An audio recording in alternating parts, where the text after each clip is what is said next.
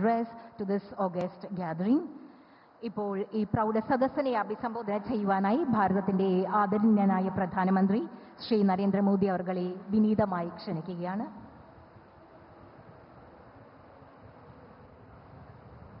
केरलम के राज्यपाल राजेंद्र आर्लेकर जी, केंद्रीय मंत्रिमंडल के मेरे सहयोगी सुरेश गोपी जी, जॉर्ज कुरियन जी, सांसद और विधायकगण, पूर्व केंद्रीय मंत्री राजीव चंद्रशेखर जी, देवी और सज्जनों, कोच्चि आना हमेशा ही बहुत शानदार अनुभव होता है। आज इस वाइब्रेंट कोस्टल सिटी से मुझे केरलम के विकास को और गति देने का अवसर मिला है।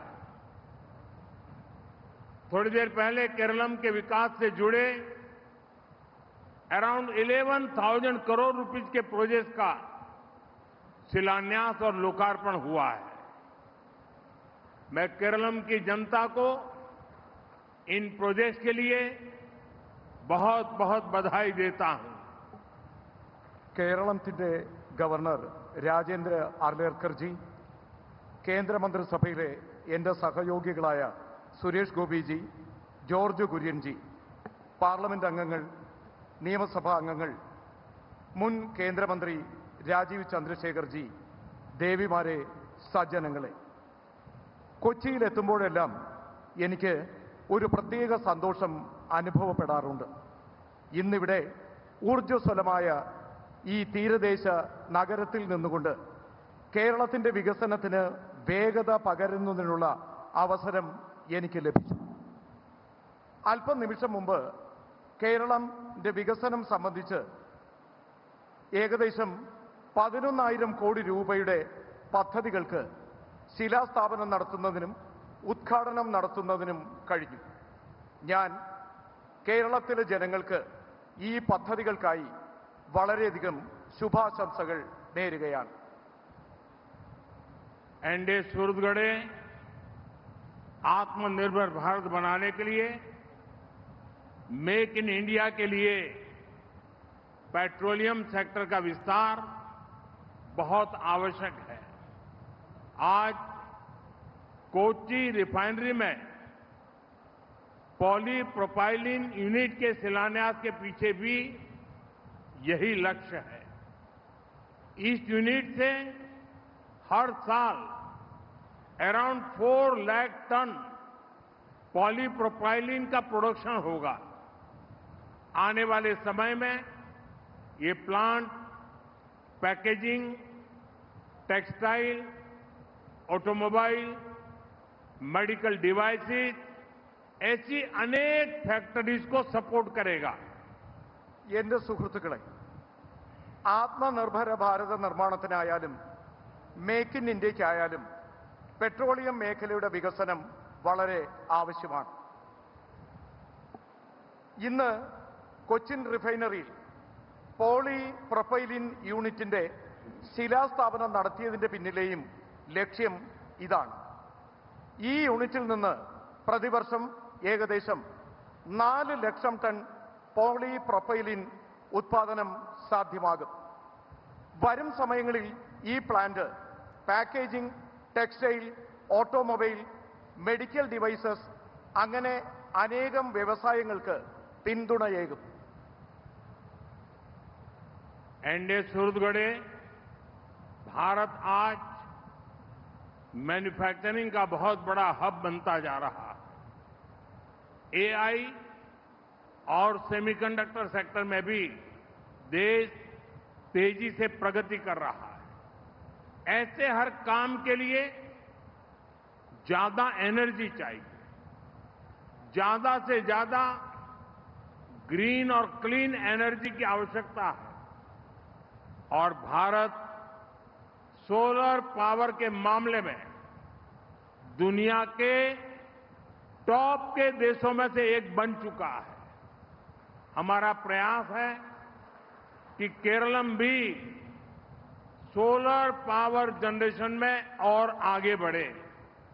इसी मकसद से आज वेस्ट कलाड़ा उसमें 50 मेगावाट के फ्लोटिंग सोलर प्रोजेक्ट का फाउंडेशन स्टोन रखा गया है।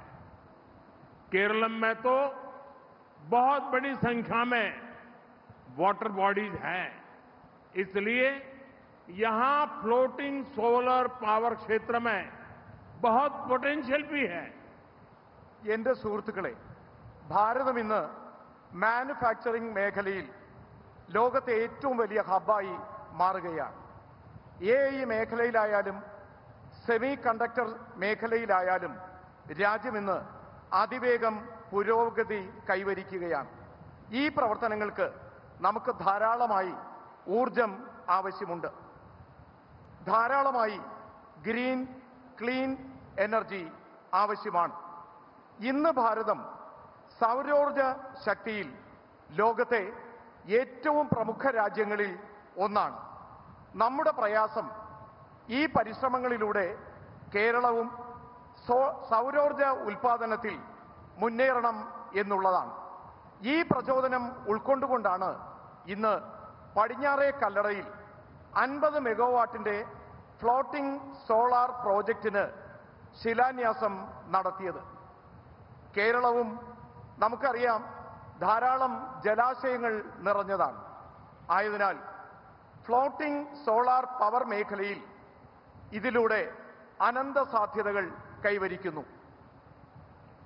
छत्तीसगढ़ आज दुनिया आधुनिक इंफ्रास्ट्रक्चर पर हो रहे निवेश के लिए भारत की भूरी भूरी प्रशंसा करती है।